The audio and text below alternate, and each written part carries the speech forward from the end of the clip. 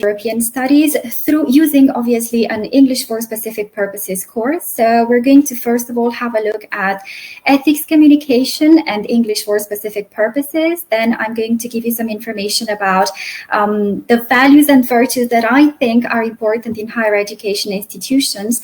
Then I'm going to give you some examples from the English for Specific Purposes course that I teach, and then I'll have some concluding remarks.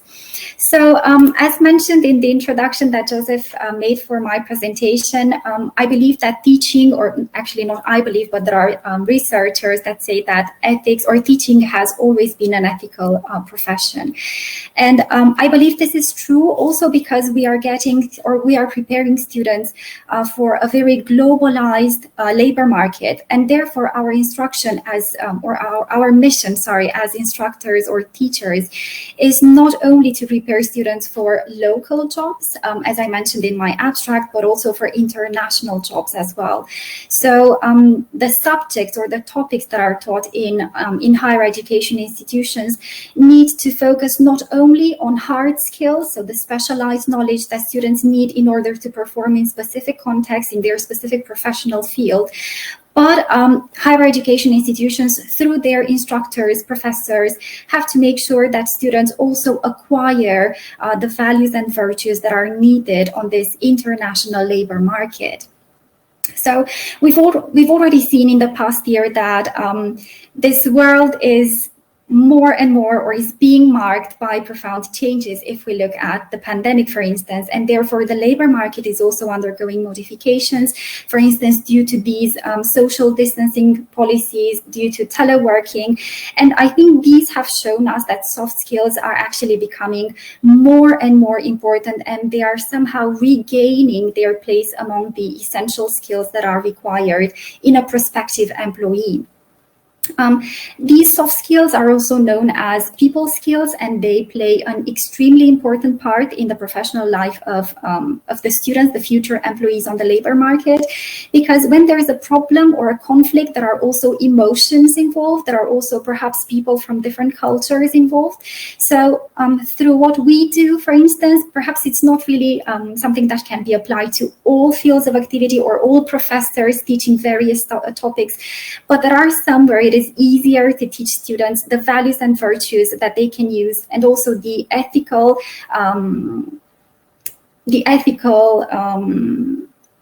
strategies, let's say, to make sure that their message is sent through correctly. It does not harm anyone, and it takes into consideration the well-being of everyone involved. So again, I'm going to emphasize the fact that soft skills are essential not only for employees' performance at their job, but also because I think that they are crucial when they need to manage interactions and emotions in order to communicate effectively with customers and to work with their leaders or managers. Students can actually become managers and leaders, and therefore these soft skills and ethics communication is actually important because they have to make sure that their team is going towards a shared goal, a common goal to accomplish organizational missions or to support their organization in their future direction. Okay, so ethics communication, as I mentioned, is in my opinion extremely important, and there's research supporting this idea. Ethics communication has become a pillar in higher education institutions, as it plays, I believe, a very important role in the teaching process and in making sure that students, as future employees on the labor market, have a very strong work ethic. So ethics communication refers to the application of ethical thinking to situations involving human communication. And along with personal and professional values, ethics communication helps students who, as I mentioned, are going to probably become the next or the future managers and employees. This helps them pay more attention to the consequences of the messages they send out. It helps them be or become more mindful of the well-being of all the stakeholders involved, and therefore they can implement, even though they are not really aware of that, but they can implement the views of the utilitarian theory. So they have to maximize the benefits of everyone involved, and they should minimize the harm or the harms. The reason why I chose to talk about an ESP course and ethics communication is because obviously I'm an English language teacher. And as I mentioned, I teach English for specific purposes at the Faculty of European Studies within this university with an unpronounceable name for some, Babiš-Boj University. And I think that an ESP course can help students acquire not only the specialized vocabulary and the grammatical structures they need in order to communicate correctly in English with people from various labor market or from various workplaces or cultures or countries, but I think that this is an appropriate place where they can also acquire the values and the virtues that are required for working in an increasingly international labor market. So I teach English for specific purposes for students who study international relations and European studies, management, European administration, and diplomacy in business. English is, I think we can all agree that English is today's lingua franca.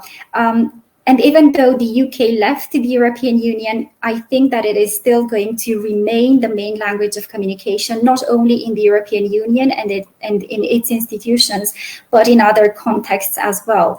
So English is the most widely taught second language in primary and upper secondary education in EU member states, according to a report that was published by Eurostat in 2020. But it is also the most widely taught foreign language in higher education institutions in Romania. So I think that this somehow shows us that the supremacy of English cannot be denied. An ESP course can help students manage information. It can help students manage meaning at the same time, because the purpose of such courses is to teach, in our case, and for students to learn English as a foreign language or as a second language, where their goal is actually to use it in a particular domain in an authentic context. In terms of language teaching methodologies, the approach to language teaching that students, I believe, can benefit from is the communicative approach. The role of this communicative approach is to make students, or to help students, learners, integrate language in a specific context, in a specific professional context, and it helps them engage in real social interaction, and it also helps them know or learn how to respond in various situations.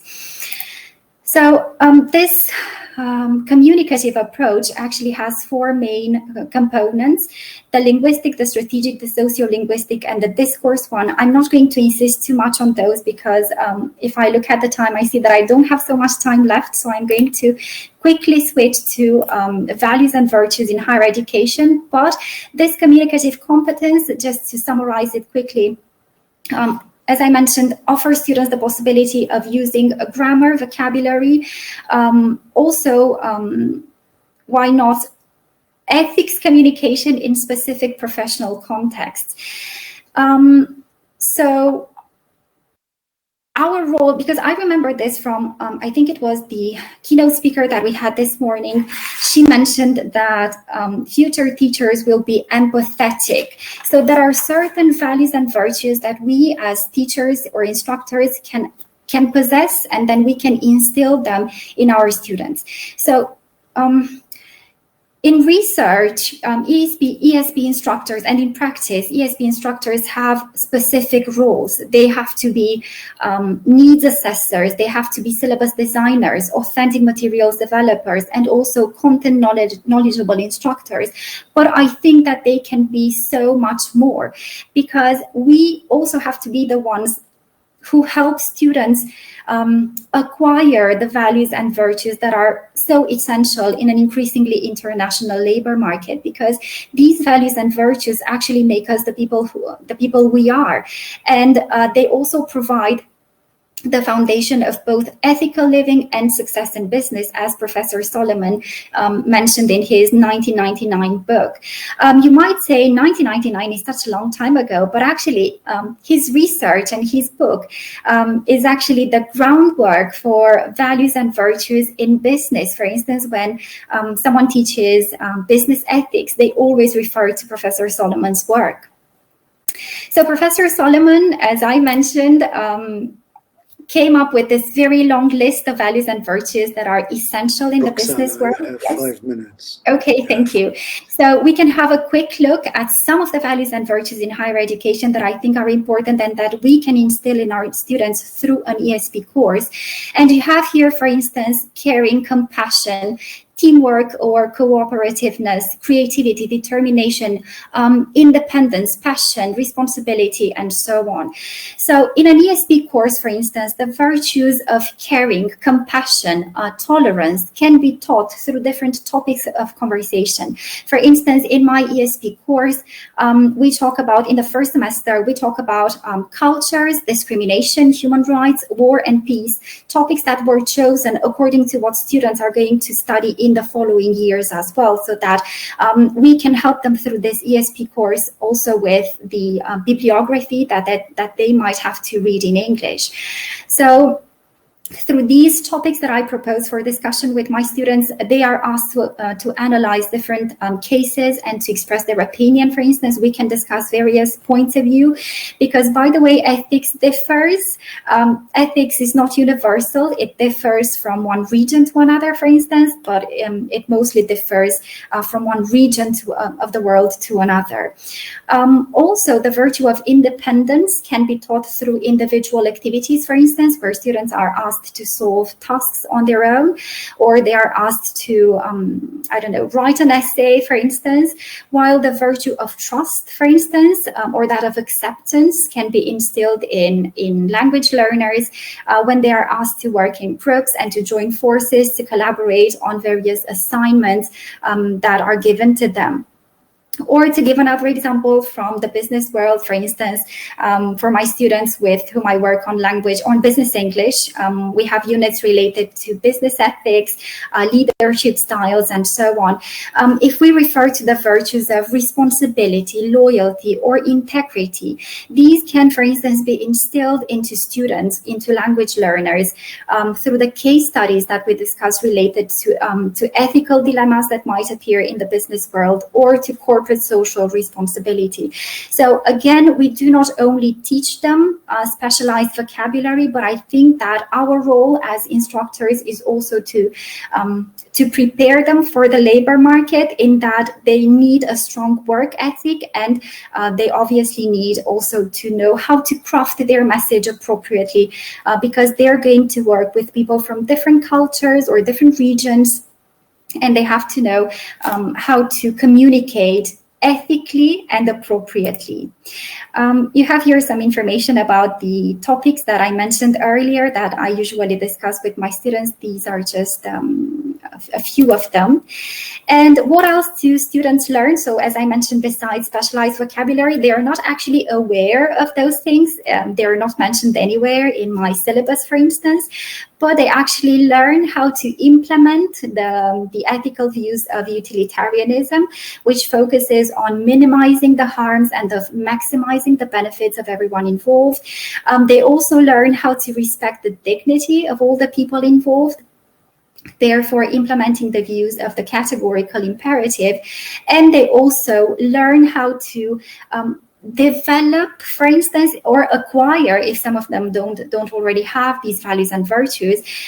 So they learn how to adopt a way of action, or a decision, how to make a decision that is consistent with the action or decision of a virtuous person or professional, which is actually related to virtue ethics. And as a conclusion, I think that I can summarize by saying that given today's globalized world and the increasing number of man-made or natural disasters or crises, I think that paying attention to the needs of the people involved, of the stakeholders, has become a necessity, has become a must. And it is very important for students who are going to become employees on the labor market, managers or leaders, to be extremely well trained to respond to various situations, but they should also be able to master the language of international communication, which is English, and to make sure that they craft messages appropriately and they make decisions that maximize the benefits and minimize the harms of those involved. And that was all. Thank you so much. If you have any questions, I'm happy to answer them.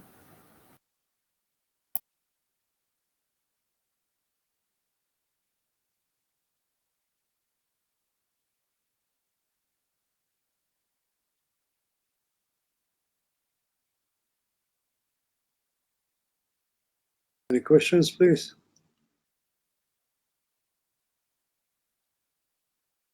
Roxana, can you provide an authentic example of how you use your pedagogy? Just one simple exercise that involves the students and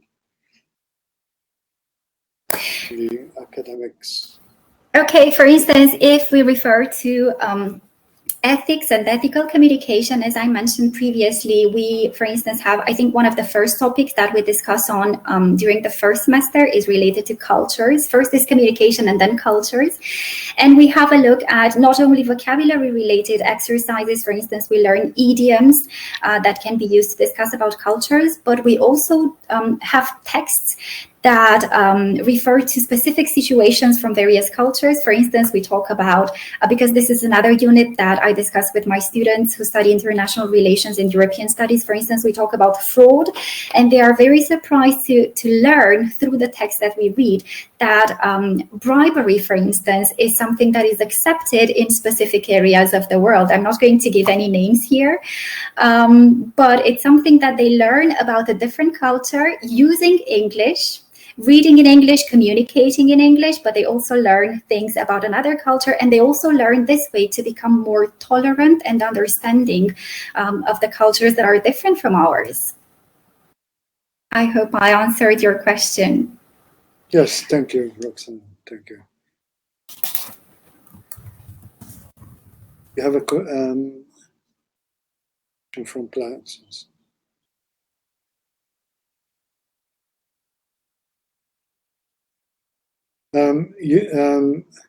Antonio, so you need to open up to unmute. Am I now unmuted? Can you hear me? Yes. Thank you very much. I always had issues with virtual rooms. It's a new system to us. We are using MS Teams around here and Zoom, but I can make do with virtual rooms. So I have just one question in relation to your paper. Is it Roxana? Yes.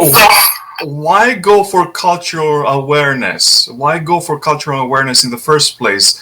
To my mind, cultural awareness might come with a certain degree of nationalism to it, if I may say so. I'm just provoking you here. I'm not saying that this is correct. Okay. It's a little bit of this. Thank you. Okay, I'm going to tell you what I believe. So as I mentioned, we prepare students at our university for international jobs. Fortunately for some, unfortunately for us, a lot of Romanian students choose to leave the country, to leave Romania in search for a better job. So when they do that, they obviously, they usually have this culture shock because they travel a lot, but only for pleasure. But when it comes to actually living in a different country, they are not really prepared for this switch, let's say. So because unfortunately we prepared them, some of them at least, for jobs that have to be performed in another country, I think that it is essential to talk about cultural awareness, cultural differences. Again, this is one thing that I emphasize at the beginning of my courses, that the English course is a safe environment where everyone can express their opinion freely, but they have to make sure that by what they say, they do not harm other people, other cultures. We also come from a very diverse background, because historically we've been under occupation for a very long time. So there are a lot of sensitivities when it comes to cultural differences as well. Thanks very much for this. This answers my question. So it's not really about anything near nationalism. It's about intercultural awareness. Yes. So you're making people more international. You don't make people very domestic. Thanks very much. Thank you.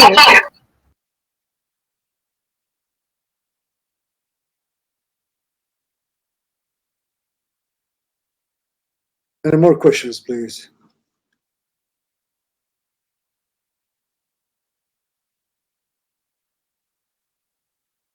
Thank you, Roxana, for your very interesting paper.